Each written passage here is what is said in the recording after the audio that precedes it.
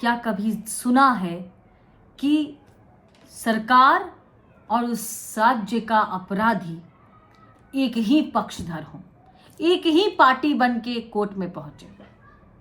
क्या कभी सुना है कि अपराधी अपनी अपील करने सुप्रीम कोर्ट नहीं पहुंचा, लेकिन उसको बचाती हुई सरकार हाई कोर्ट की ऑर्डर की अवहेलना करते हुए उसको चैलेंज करने के लिए सुप्रीम कोर्ट पहुंची?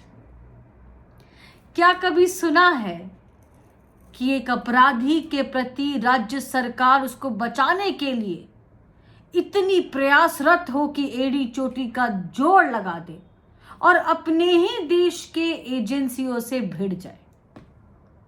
पश्चिम बंगाल में कुछ ऐसा ही हो रहा है।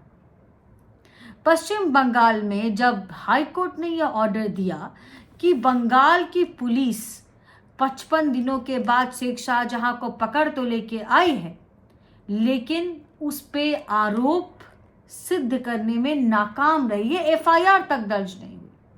महिलाओं की उत्पीड़न की जितनी घटनाएं सामने आई हैं उसको पुलिस नकार चुकी है।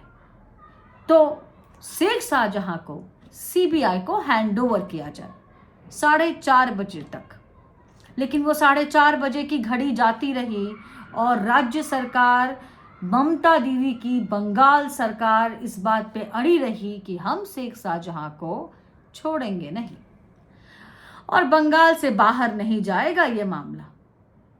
तो सुप्रीम कोर्ट पहुंची। सुप्रीम कोर्ट ने कह दिया कि आप हैंडओवर कीजिए, अब कुछ नहीं हो सकता, प्रोसेस है, उसका फॉलो कीजिए। तब ये कुछ सवाल उठते हैं। संदेश खली का संदेश क्या है, इसको समझने के लिए मैं सिर्फ 5-10 पॉइंट्स बताती हूं, उसमें सारा मामला समझ में आ जाएगा। देखिए, अब तक तो जो ये आरोप लगते रहे थे कि ममता दीदी की सरकार माफिया, कट मनी सिंडिकेट, घोटालेबाजों और अपराधियों की साठगांठ से चल रही है। मां माटी मानुष का नारा एक छलावा है, बाकी तो असल नारा तो खेला होबे का है। ये आरोप थे जिसको टीएमसी नकारती रही, लेकिन अब वो आरोप नहीं है, वो सच साबित होते नजर आ रहे हैं। कहां देखा है आपने कि प्रदेश का मुख्यमंत्री, वो भी एक महिला मुख्यमंत्री, महिलाओं के उत्पीड़न, गैंगरेप, बलात्कार, ट्रैफिकिंग, उनके इस तरह के संगीन आरोपी शेख शाहजहां को, जो कि पहले से ही 42 अपराधों में नामजद है, उसमें हत्या है, अपहरण है, जमीन छीनना है, लूट मार है, आग लगाना है, वगैरह वगैरह, गुंडई है, वो सब कुछ है, उसको बचाने के लिए एकदम मैदान में निकल पड़ी हैं। संदेश खली पे बात नहीं कर रही हैं, वो कह रही है कि वहां की महिलाएं नाटक कर रही हैं, वो आरएसएस की एजेंट हैं, लेकिन मणिपुर पे बात कर रही हैं, बिल्किस बानो पे बात कर रही हैं। तो इससे क्या संदेश जाता है? संदेश ये जाता है कि मां माटी मानुष का नारा एक छलावा था, आयोश था, बस राजनीतिक उद्घोष था, ताकि वामपंथियों की सरकार को गिराया जा सके, बंगाल के सेंटिमेंट को भुनाया जा सके। लेकिन आज दीदी का वो चेहरा बिल्कुल सामने आ गया है, वो चेहरा जो कि अपराधियों के साठगांठ के साथ है। वरना ऐसा कैसे होता कि अपनी खुद की वोटर्स, वो महिलाएं जिन्होंने ये आरोप लगाए हैं, वो कैमरे पे कह रही है कि हम तो टीएमसी को वोट करते हैं, तो वो टीएमसी की वोटर्स है। टीएमसी की वोटर्स को भी वो आरएसएस की एजेंट बता रहे हैं, लेकिन शेख शाहजहां को क्लीन चिट दे रहे हैं। उनके मंत्री कह रहे हैं कि रेप का वीडियो हो, प्रूफ करो, दिखाओ, रेप का वीडियो दिखाएं। ये वो बंगाल की धरती है जहां पे महिला को दुर्गा का रूप माना जाता है, जहां मातृशक्ति को परिवार का केंद्र माना जाता है। लेकिन वो शायद बंगाल किसी और जमाने की बात होगी। आज का बंगाल और उसकी सरकार तुष्टीकरण, घुसपैठिए और बांग्लादेशी रोहिंग्या वोटर्स, जिनका वोटर आईडी और इकोसिस्टम बिल्कुल सेट हो चुका है, तकरीबन 17 लाख बताए जाते हैं, उस पर हेविली डिपेंडेंट है। और ये शेख शाहजहां भी उसी की एक कड़ी है। लेकिन मुझे लगता है कि शेख शाहजहां इतनी बड़ी भी कड़ी नहीं हो सकता कि तुष्टीकरण का सारा मामला बिगाड़ दे। तो क्यों बचा रही है दीदी उसको? क्या शेख शाहजहां से जुड़े हुए लोग के राज कुछ ऐसे हैं कि अगर वो सामने आ गए तो बंगाल की सरकार गिर जाएगी, या फिर उस पर राष्ट्रपति शासन लगने के जो अभी तक सिर्फ आग्रह हो रहे हैं उसका पूरा केस बन जाएगा। शायद ऐसा ही होगा कुछ। तभी तो एक अपराधी को बचाने के लिए अभिषेक मनु सिंघवी कांग्रेसी नेता, सबसे महंगे वकील को हायर किया गया। अब कांग्रेस की बात आई है तो आपको तो याद ही होगा कि प्रियंका गांधी थी जो लड़की हूँ लड़ सकती हूँ वाले जुमले को लेके उत्तर प्रदेश चुनाव में उतरी थी। हाथरस में दोनों भाई बहन एकदम सड़क जाम किए हुए थे। अच्छा है, हाथरस पे मुझे कोई आपत्ति नहीं है उनके जाने पे, लेकिन अभी पता नहीं कहाँ चली गई हैं। यहाँ देश में है कि विदेश निकल गई हैं। आज खबर आई कि रायबरेली से लड़ रही हैं। अरे रायबरेली की महिलाएं भी तो पूछेंगी कि दीदी संदेश खली पे चुप क्यों हैं? अरे पूछेंगी तो राहुल गांधी से भी पूछेंगी कि न्याय यात्रा लेकर निकले हैं। पार्टी के नेताओं को छोड़िए, जो देश जोड़ने की बात आप कहते रहते हैं, जाति जाति से बाहर निकलकर एक बार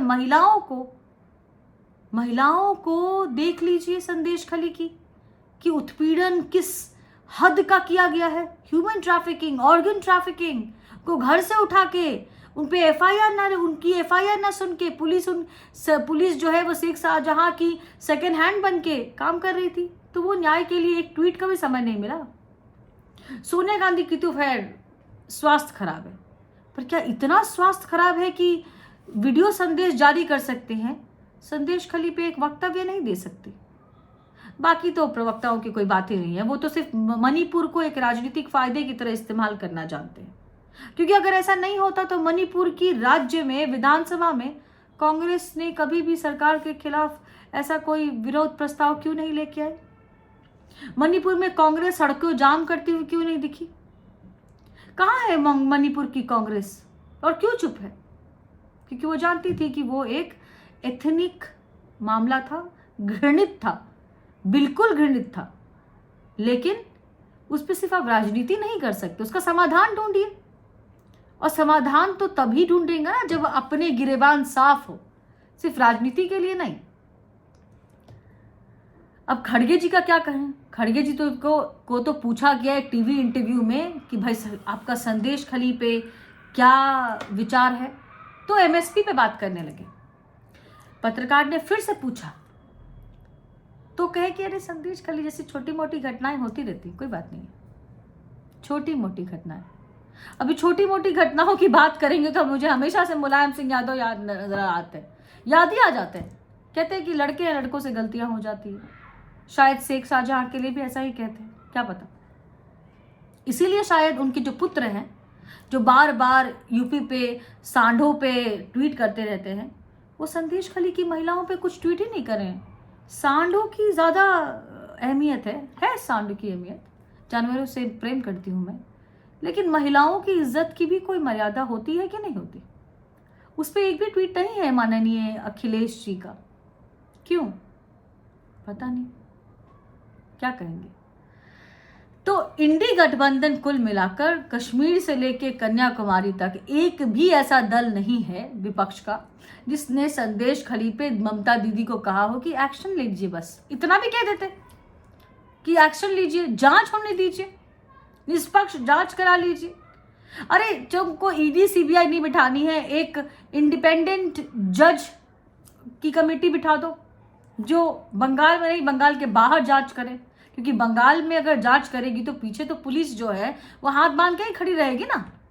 जैसे कोई दामाद आया हो ससुराल में, उस तरह का स्वागत करते। वो देखा ना आपने संदेश खली में, जिस तरह का इशारा किया आपने उसने उंगलियों से शेख शाहजहां से, उसका मतलब क्या था कि ये उंगली पे नचाता हूं मैं इस राज्य की सत्ता को, क्योंकि वोट बैंक राजनीति को साधता हूं मैं। वो करारा तमाचा था बंगाल के लोगों पे और भद्र लोग पे, जो बंगाली अस्मिता और प्राइड को बड़े सम्मान से और बड़ा ऊंचा स्थान देते हैं। लेकिन वो संदेश खली की गरीब महिलाओं की बात क्यों करेंगे? Not too classy, you know, not worth discussing. क्यों बात करेंगे? खैर, लेकिन मेरा एक और मानना है इसमें कि ये महिला उत्पीड़न का तो केस है ही है, लेकिन साथ ही साथ बाकी मामले हैं। लेकिन ये बांग्लादेशी घुसपैठिए, रोहिंग्या मुसलमान, voter ID, fake voter ID, 17 lakh मुसलमान जो बांग्लादेश से चोरी चोरी आए हैं, उनकी नागरिकता नहीं है, जिनके आधार कार्ड भी सरकार ने रद्द किए, जिसके लिए ममता बनर्जी ने बोला कि वो फ्रेश आधार कार्ड लॉन्च करेंगे, एक नया आधार कार्ड लॉन्च करेंगे उनके लिए, उससे जोड़ के देखा जाना चाहिए। यह आंतरिक सुरक्षा का मामला हो सकता है, ये मामला हो सकता है। ऐसी थ्रेट्स दे आपको कि बंगाल में कश्मीर जैसी स्थिति पैदा होने वाली आपको सबूत दिखे। इसकी जांच होनी चाहिए। इसको हम इतने हल्के में नहीं ले सकते। ये जो बंगाल में हो रहा है वो बहुत चिंता का विषय है। आपको क्या लगता है? क्या बंगाल में राष्ट्रपति शासन लगना चाहिए? मुझे कमेंट बॉक्स में जरूर बताइएगा। नमस्कार।